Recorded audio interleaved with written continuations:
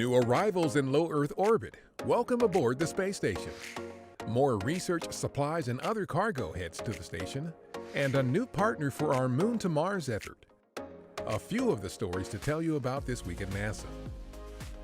The three newest occupants of the International Space Station arrived at the orbital outpost on September 25th, about 6 hours after launching from the Baikonur Cosmodrome in Kazakhstan.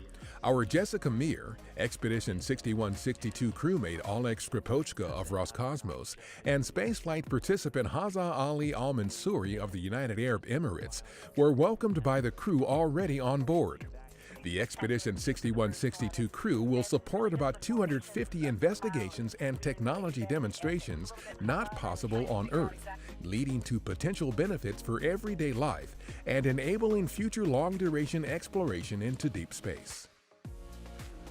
A day earlier, an unpiloted cargo spacecraft headed to the space station from Japan's Tanegashima Space Center, loaded with more than 4 tons of supplies, spare parts, and experiment hardware for the station crew. The cargo includes 6 new lithium-ion batteries to replace aging nickel-hydrogen batteries for 2 of the station's power channels. The batteries will be installed through a series of robotic operations and spacewalks later this year.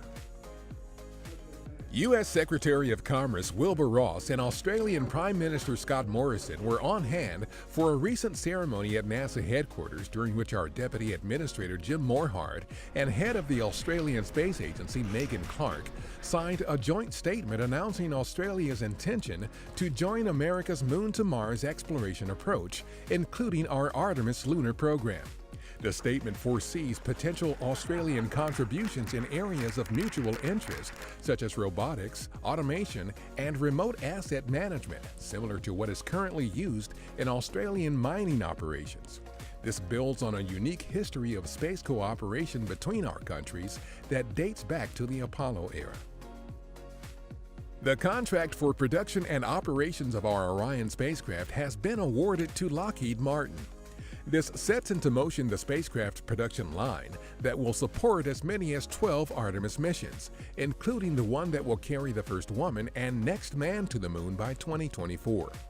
Spacecraft production for Orion, managed by our Johnson Space Center in Houston, will focus on reusability and building a sustainable presence on the lunar surface. For more about Orion, visit nasa.gov/Orion. Just in time for NASA's Black Hole Week, our TESS and SWIFT missions gave us a look at an extremely rare star-destroying phenomenon called a tidal disruption. This particular one was first spotted by TESS in January 2019. Tidal disruptions happen when a star strays too close to a black hole and is broken apart by the black hole's extreme gravity and intense tides, turning the star into a stream of gas and debris. Astronomers think the supermassive black hole that generated this tidal disruption is about 6 million times the Sun's mass and sits at the center of a galaxy about 375 million light-years from us. These disruptions take place only once every 10,000 to 100,000 years in a galaxy the size of our Milky Way. Registration is open for NASA's International Space Apps Challenge. The world's largest global hackathon, now in its 8th year, takes place October 18th through 20th and is open worldwide to anyone who is interested in using NASA data to tackle real problems on Earth and in space. No educational or professional background in science or coding is required. For more details, go to spaceappschallenge.org.